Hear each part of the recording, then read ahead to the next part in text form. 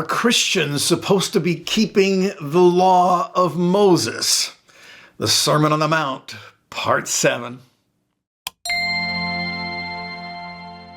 Hi, welcome to today's little lesson, and thank you so very much for joining me once again on our journey through Jesus' Sermon on the Mount, found in Matthew chapter 5, 6, and 7. And we're currently working our way through chapter 5. If you missed any of the first 6 little lessons on this,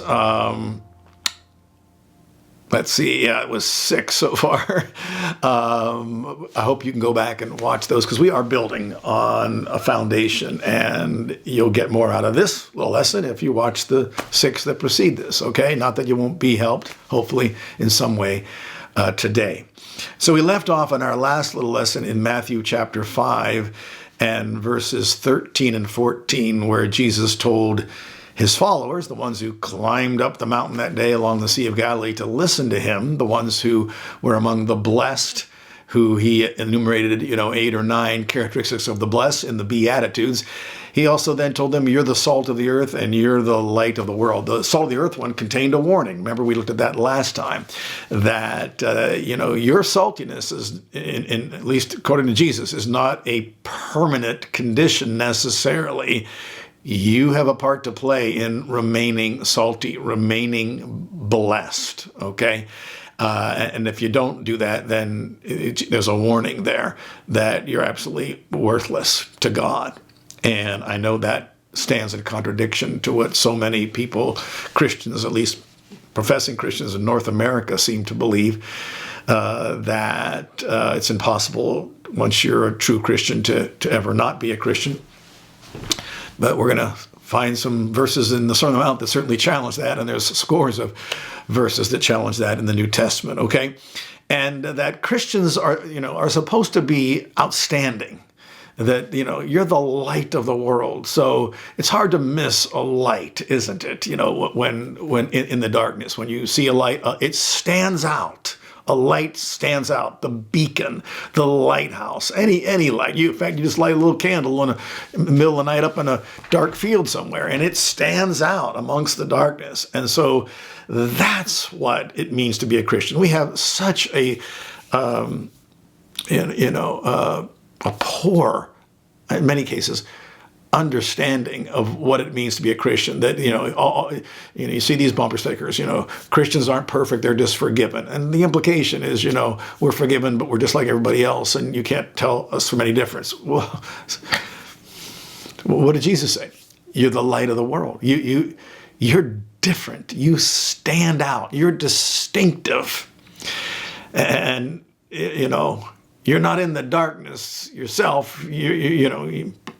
You're in the light, but you're also shining the light. So you're a beacon of holiness, a beacon of righteousness, a beacon of truthfulness, a beacon of obedience that makes you look a lot different.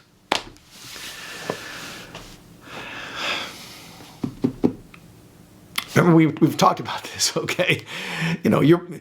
You're righteous, you're practicing righteousness, and so you get persecuted for it. We covered that, in the Beatitudes.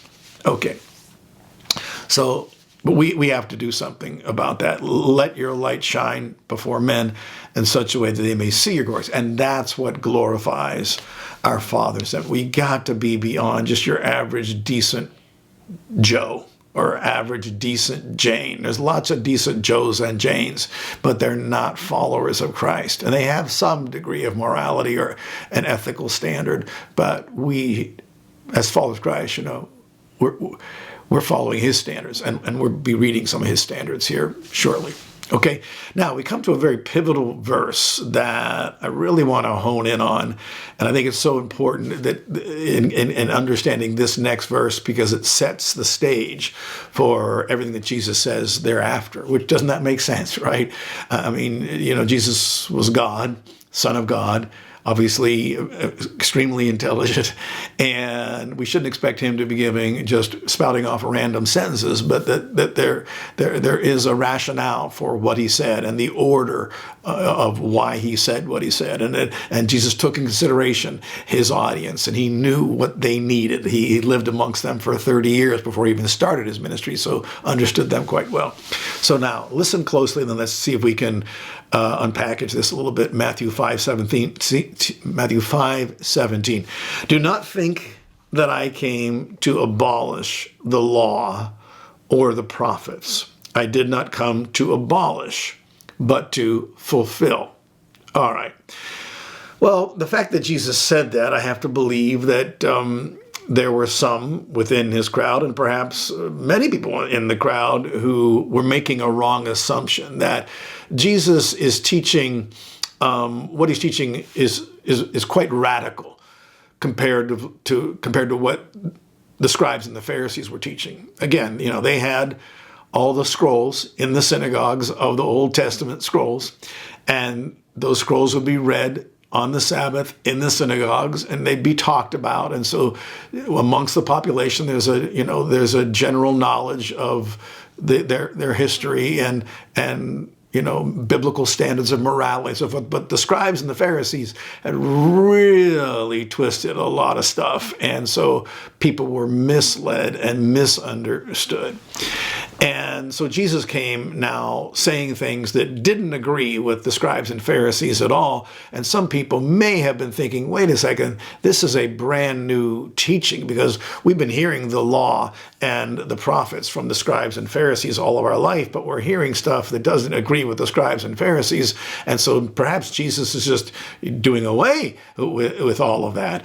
And Jesus wants to set the record straight right at the beginning of the sermon. No, I did not come to abolish the law and the prophets. Rather, I did not come to abolish. Now, and notice the contrast, not to abolish. So abolish would be do away with. And so what is the antithesis of that? Not to do away with, but to maybe preserve, keep, and maybe even enhance. Okay, would be the opposite of add to, even maybe. And the word that is used here, I did not come to abolish, but to fulfill what? The law and the prophets.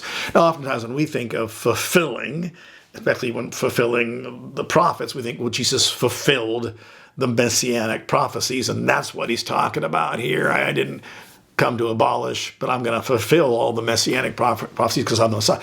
But right already, you just think of that for 2 seconds, that can't be what he's talking about here, right? Okay, because why would anyone think that he came to abolish just the messianic prophecies that you found in the law or the prophets? No, Jesus didn't say, I didn't come to abolish the messianic prophecies. He said, I didn't come to abolish the law or the prophets. Entire segments, basic big parts of what we call the Old Testament. You might be thinking that, but that's not true. I didn't come to abolish that, even though what I'm saying is quite a bit different than what the scribes and Pharisees are telling you. Here's the reason: the scribes and Pharisees have twisted it, and so I've come to fulfill it. Even the English word fulfill comes from two words, full and fill, which you combine them together and put them this way, and it's fill to the full. That's the root meaning of fulfill. When you say that, well, I've come to fulfill my promise. Well, you made the promise, and now you're going to complete it. What your promise lacks is the keeping of it, and now you've come to fulfill it, fill it to the full. We got this much, now we're going to add this much to it. And of course, Jesus fulfilled the messianic prophecies. Yes, the promises were there, and all of the things that the Messiah would accomplish and do were there. Jesus came to fulfill them, but that's not all he was talking about. We're going to read, as we continue contextually here, he's also including the commandments, the ethical and moral standards that were set out in the Mosaic law. Most translations, modern translations. If you read it, and you can do this online, go to one of those online Bible places and then select Matthew 5:17 and then look at it in all the translations. There might be 20 or 30 translations. You can read Matthew 5:17 in a row. I've done that. And there are a few alternative, translations of this verse, but the majority of them use the word fulfill, because most of the linguistic scholars who have been translating these versions, decided that's the best equivalent English word to the Greek word. The Greek word is actually pleroo, and it's spelled P-L-E-R-O-O, pleroo. And the accent is on the second syllable, pleroo. And if you do a little word study on that, again, you don't need to do this because we have all these English translations. All the translators have done all the work for us. But if you just want to look into it, here's Vine's Expository Dictionary of New Testament Word Definition. Pleroo means to make replete, literally to cram, as in cram a net, or level up, as in level up a hollow. So you see, you've got a net that has something in it like fish, but there's still some space to cram a few more fish in there. Okay, that's what pleroo meant. So here's my net. It's full of fish. It's got a lot of fish in it, but I'm going to pleroo that net, and I'm going to throw another 10 fish in there because I can fit a few more. I got this hollow, this depression in the ground that I'm trying to level it out so I can have a level field or whatever. But there's still a little dip in it, and so I'm going to level it up. I'm going to add some more to what's already there. So you get the idea. We're not taking away, when we cram a net that's already full, we're not taking fish out, we're adding fish in. If we have a depression in the ground that's already been filled and now we want to level it out, we're not taking ground out, we're adding some soil in just to get it level. Okay? And it says the other possible nuances of how this word is used at times in Greek, it's figuratively to furnish, to satisfy, to execute, to finish, and so forth, accomplish, complete, and, fill up, fulfill, perfect, So all these things are just little variations of that idea. And so can you see now what Christ is saying? Don't think I came to do away with it. No, I'm not taking anything away from it. And he'll verify that in the next verse. I'm not taking anything away. If I'm doing anything, I'm adding to it. Okay. And not that there could be anything added that would be a higher moral standard. And we'll be talking about that because we got all the same moral standards in the Old Covenant law and in the prophets, right? That we have in the New Testament. In fact, many times in the New Testament, Jesus, as well as the writers of the epistle, they'll even quote something from the Old Testament, laying down a moral principle. And they quote the Old Testament to affirm that this is the moral principle that is from God. Okay, so I came to pleroo. I came to fill it to the full. And so, if I could go one step further, if anything, what had happened was that God gave the revelation and the law and the prophets, and the scribes and the Pharisees had been digging away and, bringing the level down. And Jesus came and he says, well, I'm going to bring you back to where it should have been. Get it back up to where, so you understand what God actually meant. And we'll see that. Right after this segment, Jesus goes right into Old Covenant law, the Mosaic law, which, of course, the Mosaic law was still very much in force at the time he spoke these words. Okay, so that's a pivotal verse. It'd be great for you to lock that one in your brain. And then the very next verse, verse 18, this is an expansion on verse 17 because the first word is for. So there's the, joining word, the conjunction from the previous verse, for or because. Truly I say to you. So when Jesus never lies, but when Jesus says, truly I say to you, stand at attention. Until heaven and earth pass away, not the smallest letter or stroke shall pass from the law until all is accomplished. Okay, now that has been variously interpreted, but let's just take the stuff that's absolutely indisputable about it. Jesus is saying that everything that's in the law, it's going to have, you have to agree on this, it's going to have relevancy until heaven and earth pass away. Now, let me just check out the window here to see if heaven and earth has passed away. Nope, heaven and earth is still here. So guess what? Everything in the Old Testament, in the law, Jesus said, and of course I think we could also include the prophets, is relevant until heaven and earth pass away. That's why your Bible has the Old Testament in it, because there's lots of relevancy in there. Now, of course, some will take this and, like the Hebrew roots folks, God bless them, and the Torah keeper folks will say, see, we should be all keeping the law of Moses. All 613 of the requirements of the law of Moses, we should be doing that. Well, I notice those people are never keeping the, sacrificial laws. They're not sacrificing animals at the tabernacle in Jerusalem. And they might say, well, there is no tabernacle there yet, so we can't really do it yet. But as soon as there is, we'll be over there. Okay, maybe you will.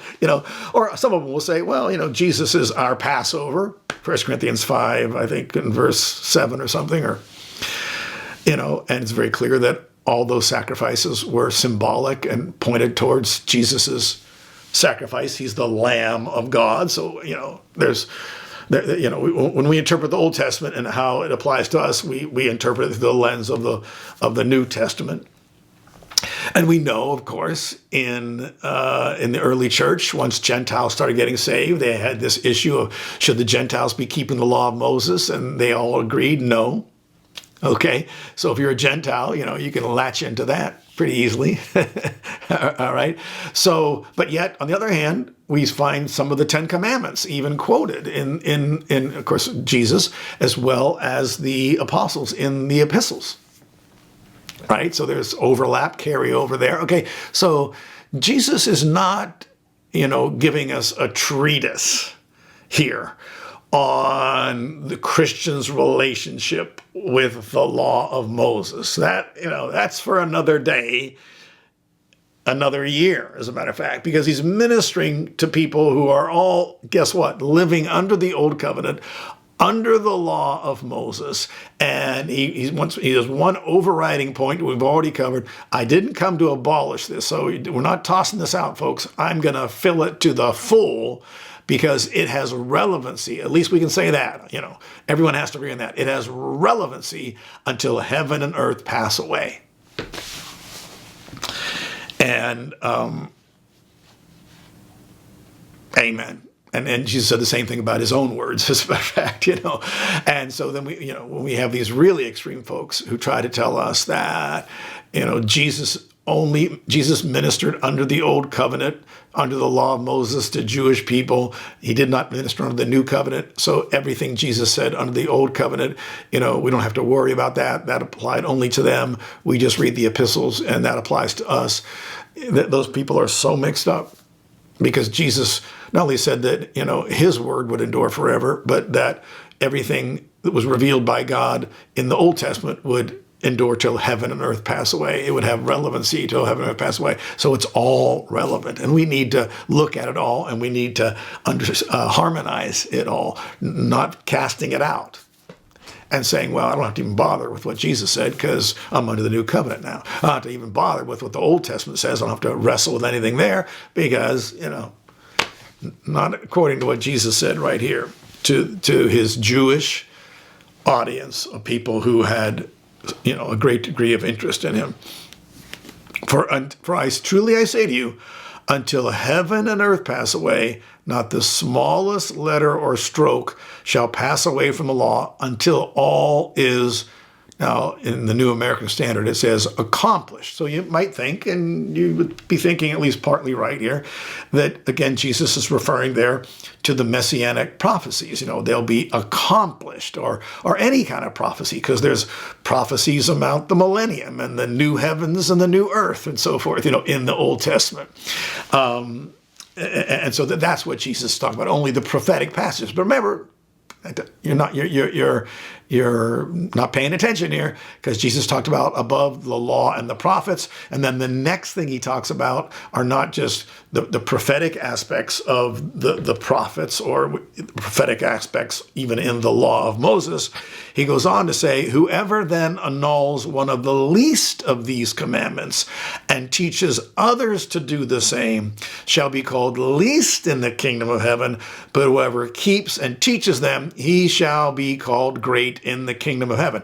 And there's some debate as to what Jesus meant by, what commandments was he talking about. And some will say, and I don't agree with them, that Jesus was talking about his commandments. Well, contextually, he was not talking about his commandments that are yet to be spoken in the Sermon on the Mount.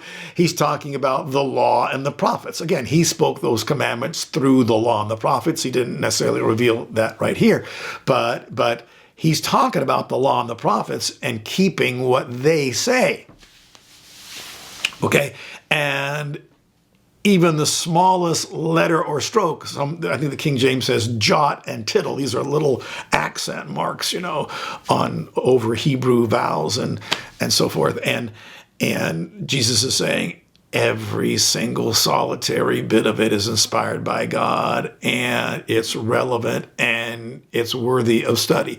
Now, in another time, in another context, Jesus, of course, said that there were some parts of the law that were more weighty and more important than other parts of the law. Remember that.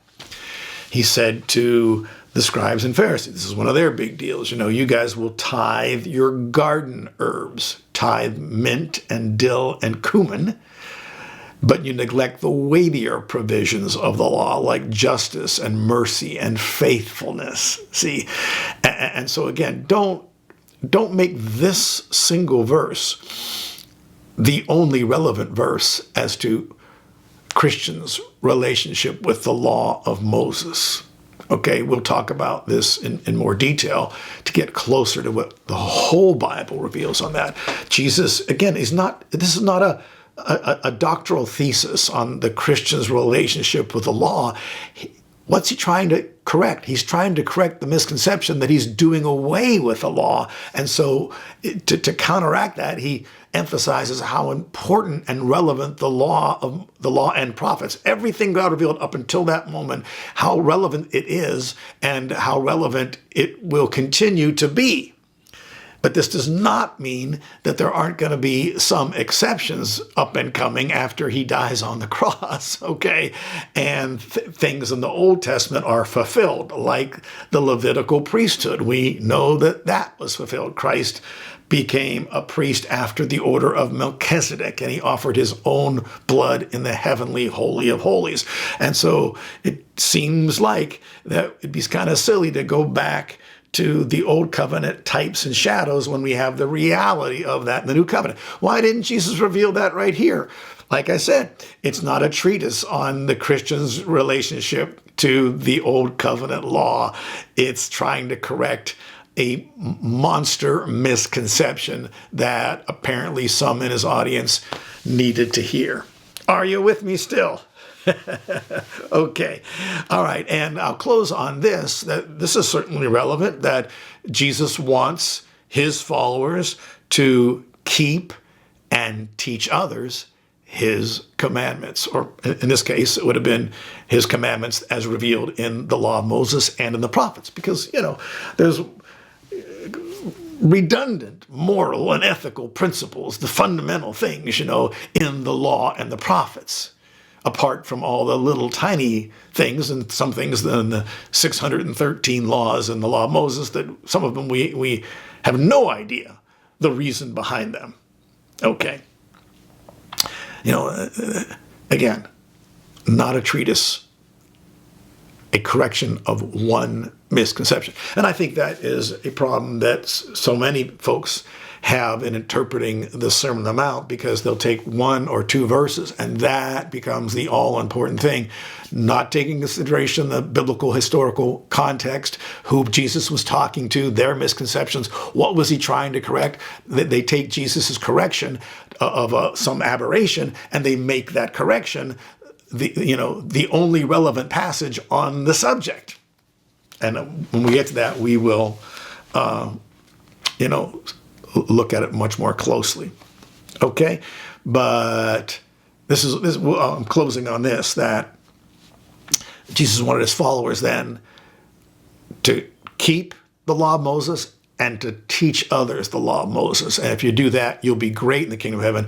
But if you annul one of the lesser commandments, so there are lesser and greater commandments, right? Because what is the greatest commandment? Love God with all your heart, mind, soul, and strength. That's in the Old Testament. What's the second? Love your neighbor as yourself. That's in the Old Testament as well. Okay, so these are the greatest commandments. In fact, if you keep those, you keep all the rest of them that are of any real importance anyways. Okay, and so you can still get into heaven and not be perfect. That's also, I think, something brought up by this. If you annul one of the least of the commandments and you teach others, you'll be called least in the kingdom of heaven. So we're getting some truth here on not everything in heaven. Not everything in heaven is the same reward. Okay, and it's there, least and greatest in the kingdom of heaven. Okay, but nobody can argue this. Jesus wants us, of course, to keep his commandments and teach them to others. Jesus said, go into all the world, make disciples, teach them to obey all that I commanded you. Matthew chapter 28, the Great Commission. Okay, so keep his commandments and teach commandments. We do that, we'll be in the category of the great ones in the kingdom of heaven. Okay? Oh, rich and good stuff here. I tell you, absolutely love it. But we're out of time. So we'll pick up right here in our next little lesson. Hey, we've got 2 websites that I'm always talking about. Our teaching website, davidservant.com or davidservant.org. We've been compiling stuff there for years and years. I just posted not too long ago a teaching titled The Wolves Among Us. And we looked at what Jesus said late at the end of the Sermon on the Mount about the wolves in sheep's clothing and the false prophets. How can you know them? Jesus said, know them by their fruits. And so I, expounded on that, looking at other scriptures that are relevant. And if you want to know how to identify the wolves in sheep's clothing, because there are so many of them, today, the false prophets, false teachers, that'd be a great lesson for you to look for. So you go to davidservant.com, go to the search bar, type in wolves among us, and the search engine will bring you to that article. And there's just hundreds and hundreds of other articles, free books and so forth, many different topics. So you type in a topic and hopefully you'll find something that will help you. Okay, that's why it's there. It's all free for your spiritual edification. Until next time, may the Lord keep on blessing you.